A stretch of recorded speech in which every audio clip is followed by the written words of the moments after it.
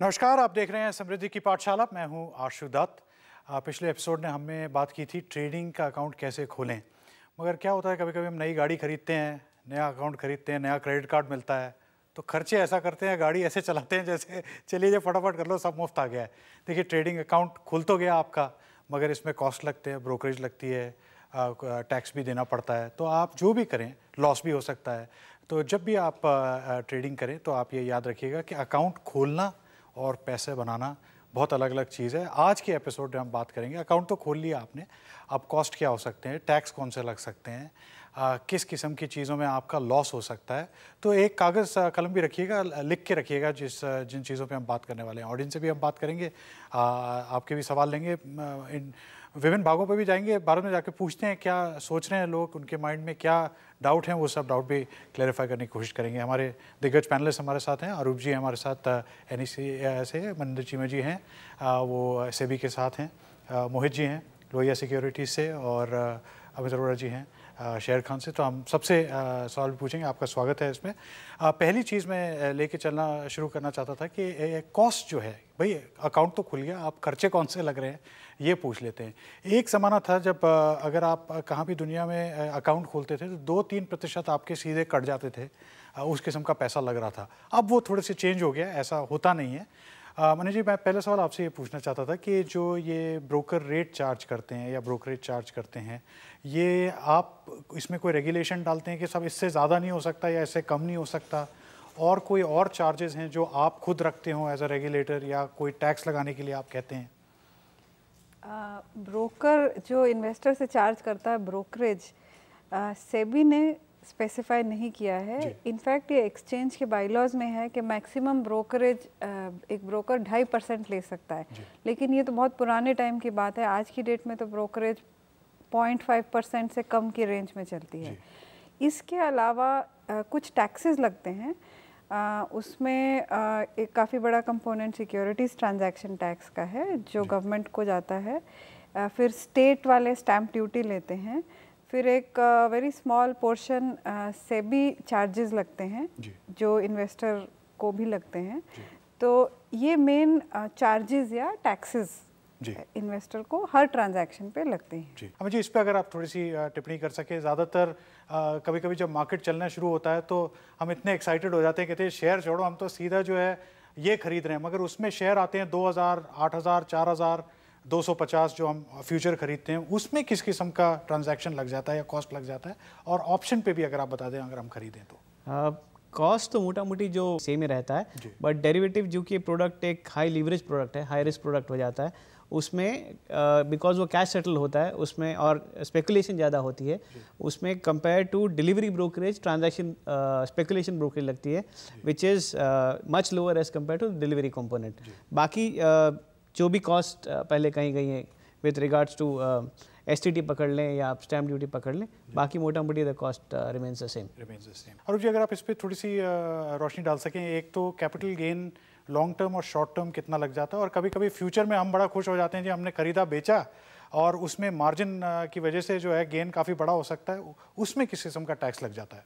Long term for equity markets for there is no long term capital gains tax, so it is 0. For short term, that is if you sell within 1 year, there is a short term capital gains which is 15%.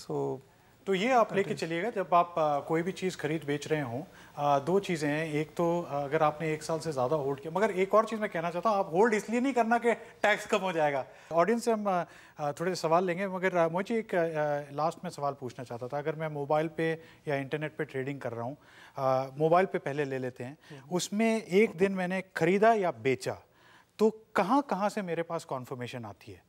मतलब एक तो day trading होगी जहाँ पर कोई share transfer, मगर अगर मैंने एक दिन खरीदा 3 दिन के बाद बेचा, तो कौन सी 2-3 चीज़ें ऐसी हैं जो मेरे पास आती हैं, और कहाँ कहाँ से आती है? ब्रोकर से आती हैं, डिपॉजिटरी से आती हैं, एक्सचेंज से आती हैं? देखिए, मैं बताता हूँ, जो ये ट्रेडिंग मैकेनिज्म है, फॉर एग्जाम्पल सपोज आज आप शेयर खरीदते हैं, अपने भूल जाते हैं कब बेचे, पहले खरीदे हैं, तो जब आप सबसे पहले हुआ आपके एक्सचेंज प्लेटफॉर्म में ट्रेड हुआ स्टॉक ब्रोकर के थ्रू, तो at the end of the day regulation के हिसाब से स्टॉक ब्रोकर के पास से आपको एक कॉन्ट्रैक्ट नोट आना चाहिए, which is compulsory. Stock exchange ने अभी रिसेंटली सिस्टम शुरू किया है, आप स्टॉक एक्सचेंज के वेबसाइट में वो ट्रेड नंबर डाल के अपने ट्रेड का कंफर्मेशन कर सकते हैं, किस रेट में हुआ है, क्या प्राइस है, आपको कॉन्ट्रैक्ट नोट सही दिया गया है कि नहीं।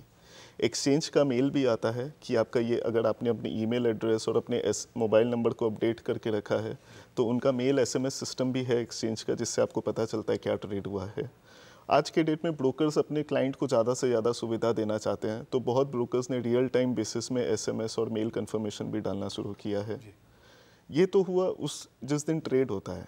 अब जब आप ट्रेड आपका एग्जीक्यूट हो गया, अब आपको शेयर के पेमेंट करेंगे T+1 बेसिस पे, और T+2 बेसिस में उस शेयर की डिलीवरी आती है। तो जब शेयर की डिलीवरी आपके अकाउंट में आती है तो आपके DP के पास से कंफर्मेशन आता है कि आपके अकाउंट में ये शेयर आए हैं। तो इस हिसाब से ये हर लेवल पे ट्रांसपेरेंसी है। जी। मैं एक आखिरी सवाल पूछना चाहता हूँ, क्योंकि ये सवाल आपके जहन में ज़रूर होगा। कभी कभी क्या होता है, आप आज शेयर बेच दिया आपने, या आपने आज ख़रीद लिया, आप कल बेचना चाहते हैं। देखिए, शेयर ऐसा है, इलेक्ट्रॉनिक होने के बावजूद भी उसमें कोई वक्त लगता है क्या, जब तक ऐसा ना हो कि आप ख़रीदें आज कल बेचें मगर शेयर आपके अकाउंट में पहुंचा नहीं है। अमित जी, अगर इसमें आप थोड़े से बता सकें कि अगर मैं आज ख़रीदता हूं, कितना टाइम लगता है वो शेयर मेरे डिपॉजिटरी अकाउंट में होने के लिए, या मैं आज ख़रीदता हूं कल सुबह बेच दूं? नॉर्मल एक्सचेंज की प्रैक्टिस ऐसी है, या सेटलमेंट साइकिल जिसे हम लोग कहते हैं, कि अगर आप शेयर आपने आज खरीदा है तो शेयर्स आपको 2 दिन के बाद आपके अकाउंट, ब्रोकर के अकाउंट में एक्सचेंज देता है। तो मतलब 2 दिन के पहले बेचे ना, आइडियली ना बेचें। अगर बेचते हैं तो वो रिस्क हो जाता है।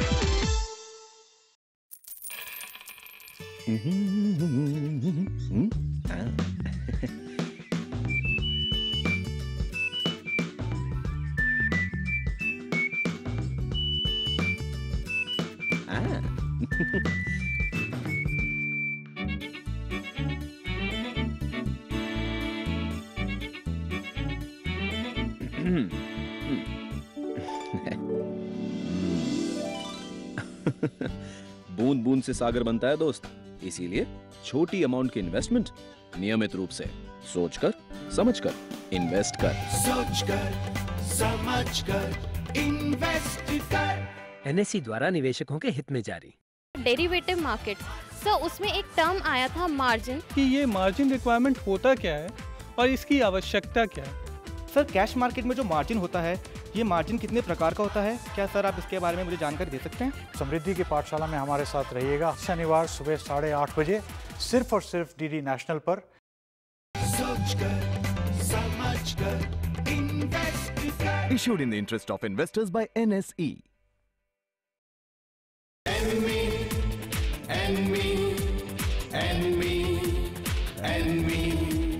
हम सदस्य आर्थिक बाजार के करते कारोबार। एनमी हमें बताए करना पूंजी का व्यापार।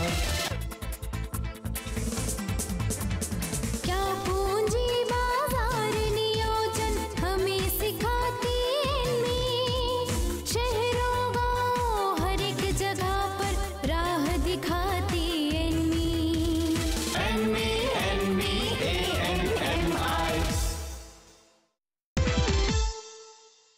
मनिंदर जी, एक आखिरी सवाल लेता हूँ, फिर मैं ऑडियंस से सवाल पूछता हूँ। कभी कभी क्या होता है कि अखबार में तो आप पढ़ते हैं कि कोई कहता है जी ऑपरेटर एक्टिविटी हो गई शेयर में, सेबी कोई इन्वेस्टिगेशन कर रही है। अब मैं बैठा हुआ कहाँ, मैं कहता हूँ जी शेयर तो मैंने भी खरीदे, इसमें मेरे ब्रोकर ने कहा मुझे खरीदने के लिए। कोई ऐसा सिस्टम है जिसमें वो आपको चिट्ठी लिख सकता है सेबी को कि यही शेयर में जी मेरी भी पार्टिसिपेशन थी, मैंने भी खरीदा, मुझे भी ऐसी रिकमेंडेशन मिली, आप उसको ऐड कर लेते हैं ओरिजिनल कंप्लेंट के साथ, या एक रिटेल वो नई चिट्ठी भेज सकते हैं आपको? कंप्लेंट कोई भी इन्वेस्टर सेबी को कभी भी भेज सकता है जी। और अगर उसको लगता है कि शेयर्स में कुछ मैनिपुलेशन हो रही है, एनी इन्वेस्टर कभी भी किसी भी टाइम ईमेल कर सकता है, कंप्लेंट भेज सकता है, सेबी उसको कंसिडर करती है। अगर कुछ चल रहा है, कुछ उसके पास वैल्यूएबल इंफॉर्मेशन है ऐड करने को, तो वो कंसिडर की जाती है। तो थोड़े से ऑडियंस से सवाल ले लेते हैं और फिर ज़रा विभिन्न भागों में इंडिया में भी जाके देखते हैं कि क्या व्यू आ रही है, क्या दर्शकों आपके भी बहुत सारे सवाल आते हैं, मैं कोशिश करूंगा वो पूछने के लिए। ऑडियंस में 1-2 सवाल थे जी। सर इन्वेस्टर क्या है कि कोई भी रिटेल में जब पार्टिसिपेंट करते हैं तो आते तो इन्वेस्टर बन के, लेकिन कुछ दिन के बाद वो ट्रेडर बन जाते हैं और उसके कुछ दिन के बाद मास्टर ट्रेडर बन जाते हैं और उसका कुछ दिन के बाद वो उसका पोर्टफोलियो जीरो हो जाता है। उसके कारण से क्या है कि शेयर मार्केट के बारे में नेगेटिव थॉट हो जाता है। तो सर इसको कैसे पॉजिटिव किया, जब इन्वेस्टर को कैसे बताया जाए कि जो आपको ट्रेडिंग नहीं करना चाहिए या फिर ट्रेडिंग करना चाहिए तो कैसे करना चाहिए? अमित जी अगर आप ये सवाल देना चाहें, क्योंकि कभी कभी जो है हम ये इसमें बहुत घुस जाते हैं जी, हम इन्वेस्टर हैं, हम ट्रेडर हैं, मगर पैसे बनाएंगे नहीं, ये हमारे माइंड में रहता नहीं है। मोहित जी ने इसके बारे में थोड़ी सी कहा था कि आप पैसे पे गौर करें, ये नहीं कि क्या कर रहे हैं आप मार्केट में। अगर आपकी क्लैरिटी है कि अगर मेरे को कोई चीज़ में लॉन्ग टर्म इन्वेस्ट करना है, यहाँ से पैसा बनना है, तो लॉन्ग टर्म ही रखें उसको शॉर्ट टर्म में कन्वर्ट करने से, आपके ब्रोकर ने कहा या किसी और ने कहा, उसको शॉर्ट टर्म में कन्वर्ट करके निकल जाएं या उसको उसकी पोजीशन मल्टीप्लाई करने की ट्राई ना करें। पिछले 4-5 सालों में 1-2 दिन ऐसे निकलते हैं जब मार्केट सीधा 12 या 17% गिर जाता है किसी भी वजह से। तो मनीष जी ये मैं पहले पूछना चाहता हूँ कि रेगुलेटर के पर्सपेक्टिव से ये कैसे होता है कि इतनी जल्दी जो है मार्केट एकदम फिसलने लगता है और एक पॉइंट पे आके मेरे ख्याल से शायद 12% या 17% में रेगुलेटर कहता है जब मार्केट बंद कर दें आप अभी। रिटेल अगर आप बाहर हो और आप सडनली देखते हो 17% उड़ गया मार्केट, तो घबराहट की कोई लेवल ही और होती है। अगर इस पर आप थोड़ी सी टिप्पणी कर सकें, ये क्यों होता है और ये कितने फ्रीक्वेंसी से हो सकता है ऐसी चीज़? मार्केट सडनली गिर सकता है, कभी भी गिर सकता है, क्योंकि इसमें इतने सारे प्लेयर्स हैं। जब सभी बेचने आ जाएं और कोई ख़रीदने वाला ना हो तो मार्केट के गिरने की पॉसिबिलिटी हमेशा होती है। और ये तब होता है जब कोई एक्सट्रीम इवेंट होता है, कोई इस टाइप की न्यूज़ होती है। हमारे यहाँ तब 2004 में हुआ था जब इलेक्शन हुई थी, फिर 2009 में दूसरी डायरेक्शन में हुआ, फिर इलेक्शन के टाइम में। तो मोस्टली न्यूज़ ड्रिवन होता है जब इतना कोई एक्सट्रीम या अनएक्सपेक्टेड इवेंट होता है कि मार्केट में या तो एक साइड पे सिर्फ सेलर ही है या एक साइड पे बायर ही है, तो प्राइसेस सडनली मूव करती हैं। ऐसी टाइप की सिचुएशन को चेक में रखने के लिए मार्केट में सर्किट ब्रेकर्स हैं कि 10% से ज़्यादा अगर मार्केट गिरी तो 1 घंटे का पॉज होगा, अगर फिर उसके बाद 15% फिर से मूव हुई तो 2 घंटे का पॉज होगा। ये मार्केट को कूल ऑफ करने के लिए कि ऐसी जो न्यूज़ आए उसको अब्जॉर्ब करके लोग समझ लें, क्योंकि ह्यूमन टेंडेंसी है to suddenly react to extreme events, which is why market suddenly moves. But mostly वो 2-3 दिन में उस न्यूज़ को अब्जॉर्ब करके समझ के मार्केट सेटल डाउन हो जाता है। तो दैट्स द वे। इसकी तुलना में ये करना चाहता था कि वो बच्चे खेलते हैं सी-सॉ में, ज़्यादातर मार्केट वहीं रहता है। अब एक साइड में आके कोई 300 किलो वजन का बंदा बैठ जाए, दूसरी साइड में बच्ची बैठी है, तो मार्केट तो ऐसे ही होने वाला है। तो कभी कभी क्या होता है, सभी पैनिक कर जाते हैं कि बेचो, या सभी कहते हैं खरीदो किसी बड़े इवेंट पे, इसलिए हो सकता है वो इवेंट्स के लिए आप ज़रूर ध्यान रखिएगा। समृद्धि की पाठशाला में हमारी कोशिश यही है कि भारत के विभिन्न भागों में जाएं, देखें वहाँ पर क्या हो रहा है। एक बहुत अच्छी चीज़ जो हो चुकी है, जैसे मैंने आपसे कहा, मोबाइल और इंटरनेट की वजह से आप कहाँ भी रहते हो उससे क्या फ़र्क पड़ता है। जो एक्सेस है, जो ट्रेडिंग का एक्सेस है, आपको एग्जैक्टली वही मिलता है, चाहे मुंबई में हूँ, दिल्ली में हूँ, कहाँ भी हूँ, क्योंकि जो मोबाइल है वो मेरे पास भी सेम है, आपके पास भी सेम है, सबके पास सेम है, इन्फॉर्मेशन भी सेम आ रही है। मगर 1-2 सवाल लेते हैं हम। पटना से हमारे साथ नितिन जी बने हुए हैं। नितिन जी नमस्कार, अर्ज कीजिए। Good morning sir. सर मेरा नाम नितिन श्रीवास्तव है, मैं MNIT MBA सेकेंड ईयर का स्टूडेंट हूँ। सर मेरा क्वेश्चन ये था कि अगर एक इन्वेस्टर निवेश करना चाहता है या अपना निवेश बेचना चाहता है तो उसके लिए वो अपना किस तरह से ऑर्डर प्लेस कर सकता है? अमित जी आप बता दीजिए क्या करना पड़ेगा या उनको क्या खोलना पड़ेगा, कौन सा अकाउंट, ताकि वो खरीद सकें और बेच सकें। एक निवेशक को अगर कोई ट्रांजैक्शन करना है स्टॉक एक्सचेंजेस पर, तो सबसे पहले उसको ट्रेडिंग अकाउंट खोलना पड़ता है और उसको एक डीमैट अकाउंट ओपन करना पड़ता है, और उस दोनों अकाउंट से अपना कोई भी बैंक अकाउंट है वो लिंक करना पड़ता है। ये बेसिक अगर स्ट्रक्चर आपका रेडी है तो आप ट्रांजैक्शन करने के लिए तैयार हो गए। अब ट्रांजैक्शंस आप लोकली अपने उपदलाल से कर सकते हैं या मेन ब्रोकर से कर सकते हैं, फ़ोन उठा के कर सकते हैं। काफ़ी ब्रोकर्स की ब्रांचेस हर जगह पे खुली हुई हैं, उनके पास जाके कर सकते हैं। लेटेस्ट टेक्नोलॉजी के हिसाब से आप अपने मोबाइल पे देख सकते हैं, और इंटरनेट तो काफ़ी विख्यात पूरी जगह पे हो चुका है, तो that also can be used very very effectively. और लाइव मार्केट्स आप देख सकते हैं, ये नहीं कि आपको 2 घंटे बाद आपको पता चलेगा कि आपने ट्रांजैक्शन किया नहीं किया, क्या रेट चल रहा है। हर चीज़ आपको लाइव अवेलेबल है by using this latest technologies. आप किसी भी तरीके से अपना ऑर्डर डायरेक्ट ब्रोकर के पास या उनके सब ब्रोकर के पास लिखा सकते हैं और order executed is on the exchange which is live.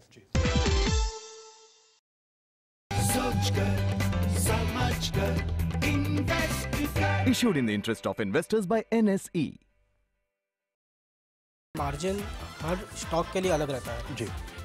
Her stock की अपनी एक विशेषता होती है। मेन पर्पस है कि इन्वेस्टर को कभी भी डिले नहीं होना चाहिए। मार्जिन बेसिकली जो है ये रिस्क मैनेजमेंट की एक्सरसाइज। समृद्धि की पाठशाला में हमारे साथ रहिएगा शनिवार सुबह 8:30 बजे सिर्फ और सिर्फ डीडी नेशनल पर। 1 महीने में 5 किलो। इम्पॉसिबल। देखते हैं। ये क्या कर रहे हो? जल्दी वजन घटाने का ये मेरा सुपर हिट फॉर्मूला है। आज क्यों नहीं आया?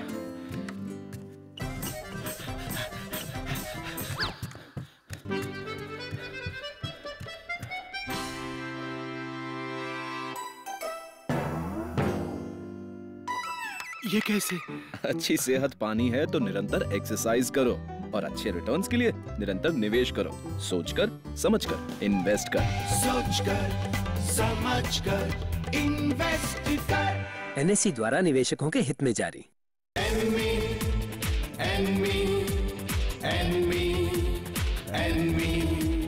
हम सदस्य आर्थिक बाजार के करते कारोबार। एनमी हमें बताए करना पूंजी का व्यापार।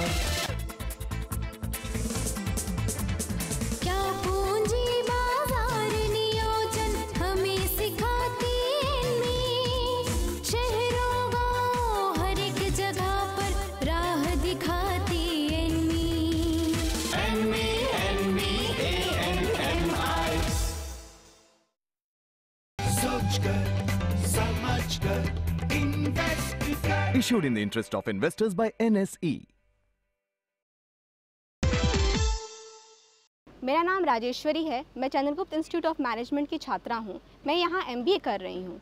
सर, मेरा आपसे यह सवाल है कि जब निवेशक निवेश करने जाते हैं तो उन्हें विभिन्न प्रकार के ऑर्डर्स प्लेस करने पड़ते हैं। तो क्या आप बता सकते हैं कि ऑर्डर्स कितने प्रकार के होते हैं? 3-4 तरीके के ऑर्डर्स हम डाल सकते हैं। आजकल तो ट्रेडिंग तो पूरी कंप्यूटराइज्ड है, तो ये कंप्यूटर आपको मदद करती है। सो एक तो है लिमिट ऑर्डर कि मैं इस प्राइस पे या इसके नीचे के प्राइस पे मैं खरीदना चाहता हूँ, तो मार्केट अगर उसके ऊपर रहे तो आपके ऑर्डर जाएंगे नहीं। तो इसका मतलब ये मुझे आज की कीमत पे खरीदने की ज़रूरत नहीं है, जो अभी की कीमत है मैं अपनी कीमत बता सकता हूँ। तो वही उसी प्राइस में या उससे बेटर प्राइस में आपका ऑर्डर एग्जीक्यूट हो जाएगा जी। ये एक लिमिट ऑर्डर हो गया। तो एक होता है मार्केट ऑर्डर, जो भी मार्केट का प्राइस है मैं उस प्राइस में मैं खरीद लूँ। मतलब अभी जो भी कीमत चल रही है उस पर आप उसमें मैं खरीद लूँ। फिर एक होता है इमीडिएट और कैंसिल ऑर्डर। मैं जो ऑर्डर डाल रहा हूँ, मैंने 10,000 शेयर लेनी है मुझे, तो वो पूरी ऑर्डर एग्जीक्यूट हो जाए या ऑर्डर कैंसिल हो जाए। मतलब ये ना देखे कि मैंने ऑर्डर डाला है, या तो पूरा अभी जाए या निकाल दो, कैंसिल हो जाए। ये एक इमीडिएट और कैंसिल ऑर्डर होता है। फिर एक स्टॉप लॉस ऑर्डर होता है कि मैंने शेयर खरीदा है और अगर भाव गिर रहे हैं तो मुझे किसी प्राइस मतलब मार्केट किसी प्राइस के लेवल पे आ जाता है तो तभी मुझे निकलना है वो शेयर। मतलब मैंने 100 का खरीदा, मैं ब्रोकर को कह सकता हूँ या अपने 95 का ट्रिगर दे दिया मैंने कि 95 जैसे ही मार्केट टच करता है तो मेरा ऑर्डर एग्जीक्यूट हो जाना चाहिए। तो उसे कहते हैं स्टॉप लॉस ऑर्डर। तो ये limit order, market order, immediate और कैंसिल, स्टॉप लॉस ऑर्डर, यही मेन तरीके के ऑर्डर्स होते हैं। नमस्कार सर, मेरा नाम शिखा भटनागर है। मैं चंडीगढ़ 46 गवर्नमेंट कॉलेज की छात्र हूँ। मैं बहुत टाइम से कंफ्यूजन में थी कि प्राइस रेंज एक्चुअल में होता क्या है। आज मुझे मौका मिला है तो मैं ये ज़रूर जानना चाहूँगी कि प्राइस रेंज होता क्या है। मुझे देखिए, एक्सचेंज के हिसाब से हर स्टॉक के लिए प्राइस रेंज स्पेसिफाइड किया गया है कि इस पर्टिकुलर रेंज से उस पर्टिकुलर रेंज तक ट्रेड हो सकता है। क्या होता है, फॉर एग्जांपल एक स्टॉक का रेट 120 चल रहा है, तो एक्सचेंज का रेंज जो है किसी का डिपेंडिंग अपॉन द लिक्विडिटी, उस स्टॉक की लिक्विडिटी या इनका जो अलग पैरामीटर्स होता है उसके हिसाब से रेंज डिफाइन होते हैं। जैसे F&O स्टॉक होते हैं, उनके 20% का पहला रेंज होता है एक ब्रेकर, उसके बाद वो अनलिमिटेड मूवमेंट हो सकता है उस कुछ स्टॉक्स होते हैं जिनका 5% का रेंज होता है, किसी स्टॉक्स के होते हैं 10% का रेंज होता है। इसका मतलब ये है कि आप उसके उस पर्टिकुलर डे के रेंज में 120 अगर भाव चल रहा है, 110 से 130 का रेंज है, इसका मतलब इस रेंज के बाहर उसका ट्रेड नहीं हो सकता है। मतलब आप ऑर्डर नहीं डाल सकते, ऑर्डर उसी रेंज में आपको ऑर्डर डालना पड़ेगा, उसी रेंज में उस दिन में ट्रेड होगा। मनोज जी, ये जो ये रेंज लगते हैं कीमतों के, वो सेबी लगाती है या एक्सचेंज खुद लगाते हैं या ब्रोकर डिसाइड करते हैं कि आज का रेंज ये है? बेसिक रूल सेबी का फ्रेम्ड है कि हर एक स्टॉक पे जो एफएनओ में नहीं है जी 20% का प्राइस बैंड है फिक्स्ड, बट एक्सचेंज उसको कम कर सकता है। मतलब 20% मैक्सिमम है, हाँ। उससे कम आपकी मर्जी, उससे कम कर सकता है। अगर उनको लगता है एक स्टॉक में वोलेटिलिटी ज़्यादा है या कुछ और कंसर्न है तो वो उसको कम कर सकते हैं। तो किसी स्टॉक पे 10 होगा, 15 होगा। और जो फ्यूचर्स एंड ऑप्शंस वाले स्टॉक है जिन पे डेरिवेटिव्स अवेलेबल है, उन पे कोई प्राइस बैंड नहीं है। मतलब वो 20% का लिमिट उन पे नहीं है, उनके मूवमेंट 20% से ज़्यादा हो सकती है। तो ऐसा हो सकता है कि एक जो फ्यूचर्स एंड ऑप्शन में स्टॉक है वो 20% से भी नीचे गिर सके या ऊपर चढ़ सके। हाँ, इसके अलावा एक और बैंड है जिसको बोलते हैं डायनेमिक फिल्टर्स। मतलब अगर प्राइस 100 रुपये चल रही है तो आप उस किसी भी स्टॉक में 110 से ऊपर ऑर्डर नहीं डाल सकते और 90 से नीचे नहीं डाल सकते। तो ये मूव करता है प्राइस के साथ साथ। ये इसलिए है कि आप कोई अनरिलेटेड वैल्यू, जैसे गलती से 100 की जगह 1000 या 10 का प्राइस ना डाल दें, मतलब गलती से एंटर ना हो जाए और कोई बड़ी ट्रेड ना हो जाए। एक एडिशनल है। तो मेन चीज़ ये है कि 20% का रेंज होता है शिखा जी, और एक्सचेंज की मर्जी है उसके बाद अगर उससे कम करें, और फ्यूचर्स एंड ऑप्शंस में उससे भी ज़्यादा हो सकता है। बहुत ही बेहतरीन सवाल था आपका, मैंने भी आज कुछ सीखा। धन्यवाद। नमस्कार सर, मेरा नाम बबनीत कौर है। मैं post graduate government college sector 46 से एमकॉम कर रही हूँ। मेरा क्वेश्चन आपसे ये है कि जब भी हम मार्केट ट्रांजैक्शंस की बात करते हैं तब कैपिटल गेंस का जिक्र होता है, तो कैपिटल गेंस का मतलब क्या होता है, अगर आप हमें समझा सकें तो। कैपिटल गेंस एक तरीके का कर है जो गवर्नमेंट को चुकाना पड़ता है। जैसे अरूप जी ने पहले कहा था कि अगर लॉन्ग टर्म किसी ने शेयर्स परचेज करके रखे हैं उसको 365 दिन के बियॉन्ड, तो उस पर कोई भी कर नहीं लगता है, नो कैपिटल गेंस टैक्स। लेकिन अगर विद इन 365 डेज किसी ने बाय करके सेल कर दिया है तो 15% टैक्स उस पर लगता है। और अगर उनकी इनकम काफ़ी ट्रांजैक्शन अगर किए जा रहे हैं शेयर मार्केट में, देन उस that is also considered as business income. और जिस तरीके से निवेशक का टैक्सेशन स्लैब है उस हिसाब से उनको फिर टैक्स लगता है। तो वक्त की थोड़ी सी गिल्लत है और हमारे दिग्गज पैनलिस्ट बने हुए थे। कभी कभी ट्रेडिंग में ऐसा लगता है कि समुंदर में निकल गए और जहाँ भी जाते हैं सिर्फ समुंदर और दिखता है आगे, मगर बहुत अच्छी चीज़ है। मेरी कोशिश यही है कि आपने इसमें से कुछ सीख ली होगी। आप जहाँ लॉसेस बना रहे हैं वो नहीं करेंगे, पैसे गलत लोगों के पास छोड़ दिए तो वो नहीं करेंगे, और जब भी अगर लॉस हो रहे हो पोजीशन को बंद कर देंगे, चाहे जो भी है। लॉस से और लॉस करने से कोई मतलब नहीं है।